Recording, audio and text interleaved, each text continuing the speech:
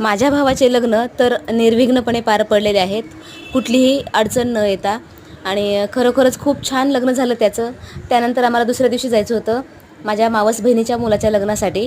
आणि दोन्हीकडूनही नाते आहेत. माझ्या मिस्टरांच्या मामे बहीण पण लागते, तिचा मुलगा आहे हा नवरदेव.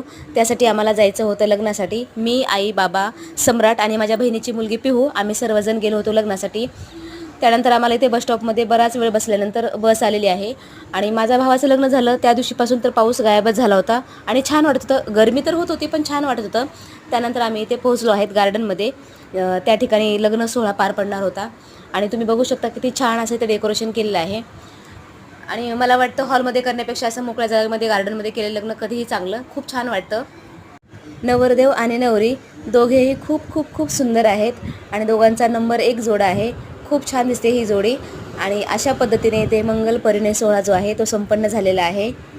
राष्ट्रवादी पक्षाचे अहमदपूर तालुक्याचे जे आमदार आहेत बाबासाहेब पाटील, हे सुद्धा या लग्न सोहळ्यासाठी उपस्थित झाले होते. त्यांनीसुद्धा नवरदेव नवरींना आशीर्वाद दिलेला आहे आणि त्यांना एक मॅरेज सर्टिफिकेटसुद्धा दिलेलं आहे, जे पुढे चालून त्यांना खूप कामाला येईल.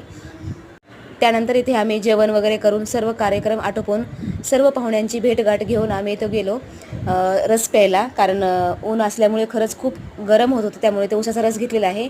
भेटूया आपण पुढच्या व्हिडिओमध्ये. तोपर्यंत बाय बाय.